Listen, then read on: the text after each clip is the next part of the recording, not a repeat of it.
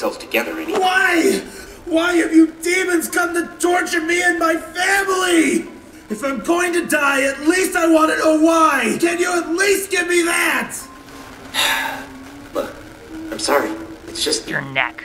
Recognizing that he's probably not going to escape this burning attic without any legs. Wait, are we playing as Five Nights at Freddy's creator Scott Cawthon's wife right now? Oh, we're a baby. We're playing as a baby. Wait, did the baby just get...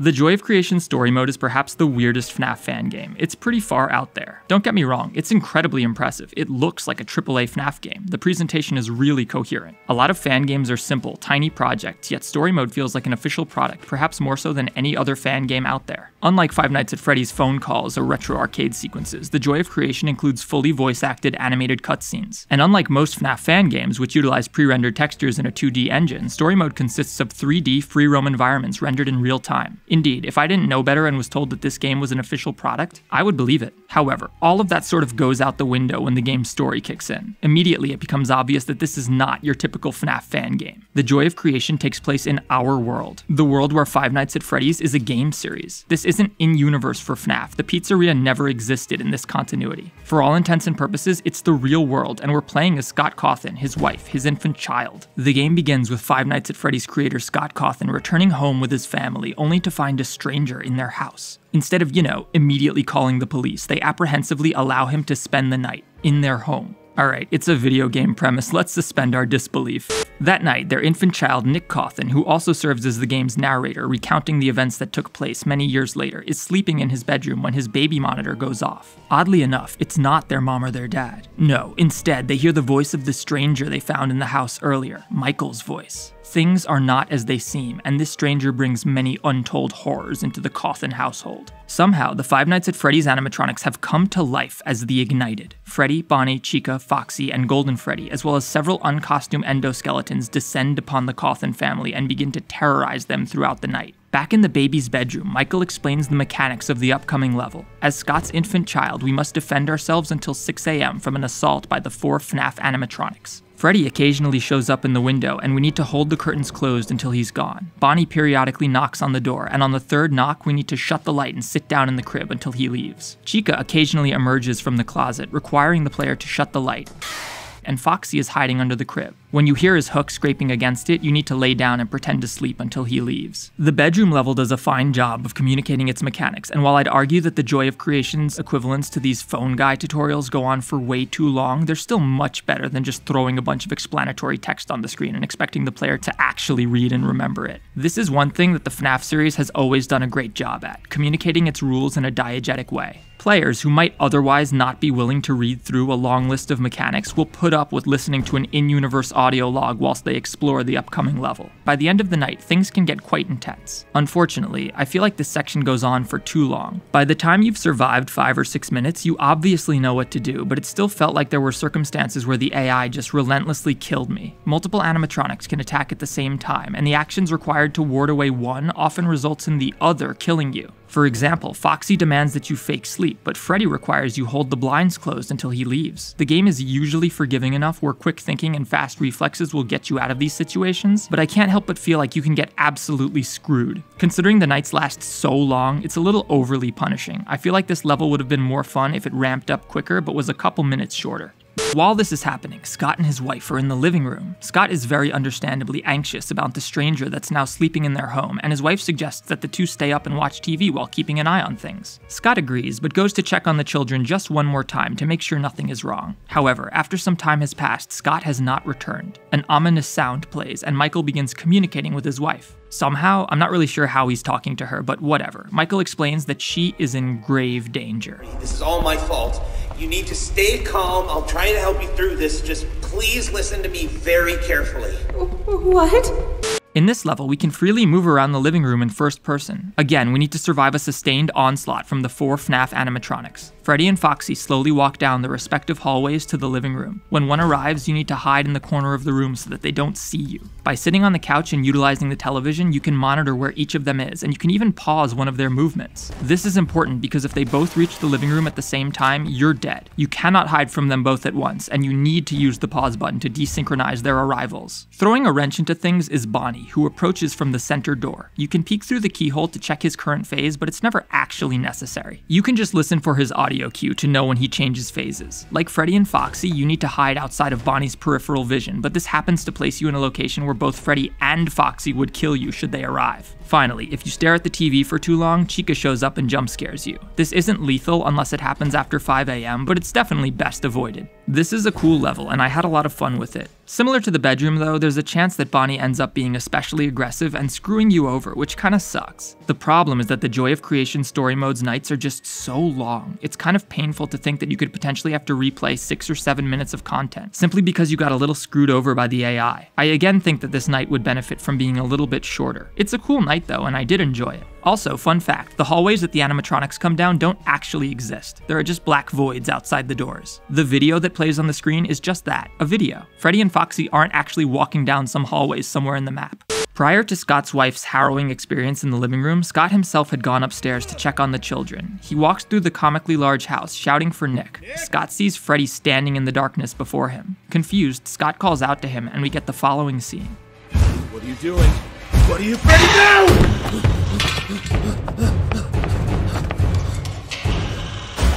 Oh God! No. What is this? Help! Somebody help! How big is this house? My gosh, it's like a freaking hospital. This cutscene takes place from first person. It's never meant to be viewed from any other perspective. As a result, the animator often ends up having to place the character's arms and legs into weird positions so that everything can look correct from a given perspective. Thus, if we use hacks to toggle the debug camera during the cutscenes... Cells together anyway. Why? Why have you demons come to torture me and my family? It's so funny. Just to be clear, this isn't a criticism of the game at all. It's funny and cursed looking, but these cutscenes were never intended to be viewed this way. And they do look quite good from their intended perspectives. It's just funny. This is also presumably why Scott's neck is constantly in such a bizarre position. I assume that the perspective camera is tied to his head, and that this is why he looks like that. Freddy chases Scott into the office, who finds a note, presumably from his children, explaining that they hid from the monsters because they did something bad to mommy or something, I don't know. The office is probably my favorite level in the game. It's an adaptation of the classic FNAF gameplay, watching the animatronics through security cameras in an office. However, like the living room before it, we're able to get up from our desk and traverse the office itself. We need to, actually. Dispelling Foxy is just a matter of locating him on the cameras and staring him down, but to get rid of Freddy, we actually need to physically walk over to his door, kick it down, and blind him with a flashlight. Chica periodically appears in the wall of your office and starts making her way towards you. Using a combination of the cameras and the free roaming, we need to collect 3 hidden cupcakes before Chica can reach us and kill us. Bonnie is the opposite of Foxy. If you locate him on the cameras and stare at him for too long, he'll break the camera, rendering it useless for the rest of the night, making things a lot more complicated. I really like this mission. It continues the trend of being very difficult, but the mechanics are pretty well thought out. You're primarily looking for Freddy, spotting him, and then rushing to the door to hit him with the flashlight. However, if you open a door while Foxy is there, you're dead. Thus, the cameras are of critical importance. You need to know who's behind the door before you check. Chica occasionally shows up, requiring you to devote your attention to her and not Freddy and Foxy. You sometimes even need to open the doors to find Chica's cupcakes, and if Foxy's behind it, yeah, you're dead. When the game was released, opening a door that Bonnie was behind would also kill you, just like Foxy. This was removed in the 1.2 release, which is definitely the right call. Bonnie also killing you the same way Foxy does would make completing this night more luck-based than anything else. Considering this is, in my opinion, the fairest, most mechanically sound, fun level in the game, I'm certainly glad that this change was made. Surprisingly, unlike the living room, the camera footage here is actually rendered in real time in the game world. By hacking the camera and no clipping outside, we can see that each of the rooms we view on camera actually exist. When we see Freddy or Foxy or whatever show up in the backyard, that character model is actually there, performing those actions. The basement is a divisive part of the game. It tends to either be your favorite or you absolutely hate it. I find myself more in the latter category. Visually, it's really impressive, just like the rest of the game. The basement starts off looking normal, but as we loop through it completing missions, it slowly turns into a Freddy Fazbear's Pizza location, complete with posters, the dining room, pizza hats, and more. Throughout the mission, an entity speaks to us through the televisions, and a lot more of the plot is revealed. Apparently, the animatronics have manifested from some sort of demons from the flames or whatever. It wasn't super clear to me what exactly this segment was trying to communicate, though. I interpreted the Joy of Creation story mode as the tale of an artist who is tormented by their own creations. Remember, this takes place in the real world, not the Five Nights at Freddy's canon. These animatronics, Freddy, Bonnie, Chica, and Foxy, they shouldn't exist. They don't exist. This is why Scott tries to reassure himself that none of this is real. How could it be? However, I can't help but feel like the game's story is just a bit awkward. It's so weird. You're playing as Scott Cawthon, his wife, his infant child. If you fail the bedroom mission, the implication is that these robots took out a baby. Again, I get what the game was going for, and by setting the game in the real world, they don't need to worry about tying it into the barely comprehensible FNAF lore, and there's a lot of advantages to this type of storytelling. The game even has a disclaimer indicating that these are fictionalized versions of real people. Still, I can't imagine what it'd be like to be Scott or one of his kids and to play a game like this. Imagine playing a polished, fancy Unreal Engine game that's based on you and your family going through this horrifying ordeal against murderous robots. It's just really strange to me. I'm sure that would make me feel really strange. Anyway, the basement missions are interesting, but they're kind of a mess. One early mission has us collecting a bunch of FNAF memorabilia and placing it in a furnace. Picking up one item in particular triggers an endoskeleton to appear. Everywhere else in this section, the endos can only move when you aren't looking at them. It's just the SCP-173 mechanic or Weeping Angels all over again. However, in this one phase, they don't. They just stand there, and if you try to place an item in the furnace, it kills you via proximity. No, for this one endoskeleton, you need to ignore it completely and walk up the staircase into the back of the room. This staircase does nothing. There's no indication that we're supposed to go up there, and in many of the missions, doing so is actually just a waste of time. I spent way too long trying to figure out how to get past this endo, only to discover that it's a fully scripted sequence, and that obviously the game wanted me to walk up this random-ass staircase. It was dumb.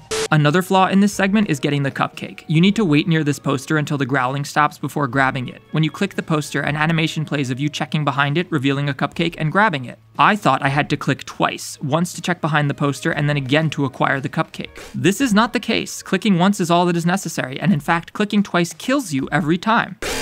I died and had to restart this sequence several times because of this, and I really don't think the game should punish you for clicking on the cupcake. That's how we've picked up every other object in this game so far, and it's not unreasonable for the player to assume that it's necessary here as well. As I mentioned before, there's a lot of lore to be decrypted in this section, but I didn't look that deeply into it. It seems like there's some sort of paranormal activity going on in the region, and that there's some sort of demon or specter who has elected to haunt Scott and his family under the guise of his own creations, but I don't know. Story Mode's basement does have some cool jump scares though, and it's our first major indication that there's something more going on than a bunch of robots simply attacking Scott for no reason. Whatever these creatures are, they seem to manifest from one's own psyche. When they attack Scott, they manifest as his famous creations, Freddy, Bonnie, Foxy, Chica, and even Michael. Presumably, if these spirits attacked someone else, they would manifest in a completely different form entirely. After clearing the basement, Scott comes to, bound before a security monitor in the attic. Michael explains that Scott needs to die, though the reasons are not made especially clear. This cutscene takes place from the first person, but it looked so funny and amazing from third person, you have to see it.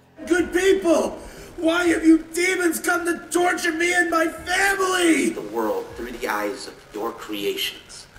Being Michael Schmidt has been an incredible experience. I mean, I feel fantastic. I need you to die. Leave us alone!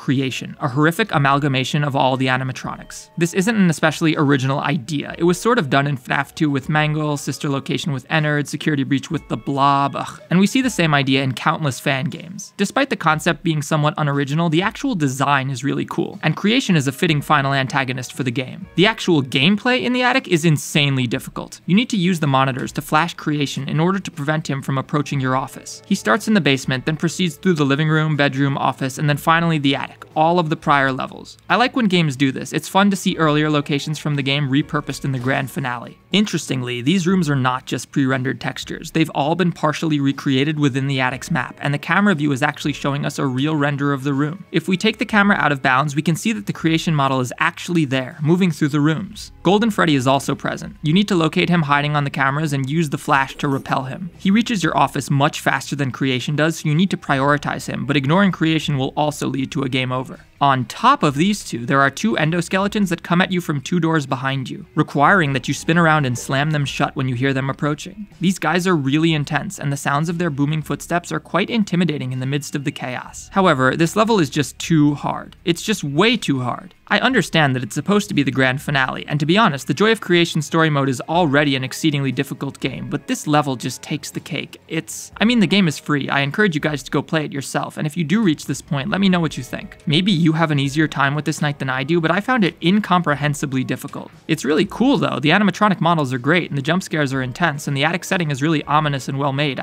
Upon completing the mission, we're shown a final scene. The attic is burning around Scott, whose now legless body crawls towards the window. torso. Recognizing that he's probably not going to escape this burning attic without any legs, Scott begs Michael to at least spare his family's lives. Michael doesn't answer. Instead, he shows up finally. He looks like Purple Guy or a burn victim or something, I don't know. He grabs Scott, or at least Scott's torso, since, you know, the guy doesn't have any legs, and he lifts his face to his own. In the final scene, the Cawthon family home is burning down. Scott's wife and children are outside, terrified that he has failed to escape the blaze. But in a surprising twist, Scott emerges from the house. However, Scott's family immediately notices that things seem off. Scott isn't acting like himself, and instead just keeps repeating the same line over and over again, his voice eventually distorting into an animatronic, robotic version of Michael's. You're safe now. That's all that matters. You are safe now. That's all that matters. See? They're safe now, just as you wanted. Thank you for your cooperation, Scott Cawthon. So yeah, the Joy of Creation story mode is a weird game. That's the only way I can describe it. It's really impressive. It looks AAA, especially considering it came out in 2017, and the whole package is really professional. I said at the start, it doesn't feel like a fan game. It feels like a licensed FNAF spin-off or something. There's even a neat extras menu with a bunch of behind-the-scenes content, as well as some bonus modes that tweak the gameplay a bit and provide some replayability. I certainly recommend the game. It's free, so may as well check it out. Do note that just like with the SpongeBob horror game I covered in my last video, those with 10th, 11th, and 12th gen Intel processors need to perform this hacky workaround in order to play the game. Otherwise it'll crash 30 or so seconds after you launch it, every time. You can sometimes get around this by disabling network connections on your computer or turning off the internet entirely, but the solution listed in the description is a lot better, obviously. The Joy of Creation story mode is definitely worth playing, but as I mentioned throughout this video, I really think that the individual nights should have been a lot shorter. There's a lot of cool content here, but I imagine many players won't be able to see it all because they just won't have the patience to give Night 2 another go after dying at 5 AM and having to replay 8 minutes of somewhat repetitious gameplay. Horror games like this stop being scary when you're stuck on a sequence for too long, dying over and over, and I think the game would be more enjoyable if the nights were a couple minutes shorter. As for the story, it's a trip, yo. It's crazy. It's a neat idea, and I see what they were going for, but I can't help but feel really awkward at the notion that I'm playing as Scott Cawthon's wife or child, fending for their lives whilst fighting off horrific animatronic monstrosities. It's just weird. There's also some hidden cutscenes that you can only unlock by dying in very specific circumstances. These surely add more to the story, but I didn't really understand them. For example, dying in the final level triggers this cutscene of what is presumably Scott's bloody phone ringing on the attic floor, the call being from someone named Tobias. Wait, who the hell is Tobias? That's it, I'm checking the wiki. That'll surely explain exactly what's going on in this game. Tobias is Nick Cawthon's landlord, and his only speaking role is during the prologue with 6 words total. He is the one who reconstructs the house after the Happening fire that occurred during the events of the game, the first of which eventually came to fruition during Attic. Tobias calls Nick via cell phone and informs him that the house is now his responsibility. After Nick Cawthon reaches the attic in the present day, he ends up dead in the attic. Tobias discovers his death when he calls Nick once more after he explored the house and found out no one was answering it. Oh, it turns out the wiki is even less comprehensible than the game itself. Great. The Joy of Creation Ignited Collection was announced as one of the upcoming Fazbear Fanverse Initiative products, so we may very well see a full official release of the game, hopefully on consoles and stuff too. Hopefully. Until then though, you can check it out on GameJolt for free. Just be mindful of that bug related to the newer Intel processors and follow the instructions if you have one of those. Finally, while this video was about the game and not any drama or controversy, there was a pretty rough scandal involving the developer of The Joy of Creation making transphobic statements. I certainly agree with, well, basically everyone else that these statements were totally transphobic and offensive, and I absolutely reject them. However, this video is about a free fan game, not its developer, and I didn't let the controversy prevent me from finding enjoyment in it. I didn't want to mention it at all, but I also didn't want people to think that I was avoiding it or trying to cover it up or something. So there it is. Anyway, thanks so much for watching. I hope you enjoyed the video. Together anymore. Why?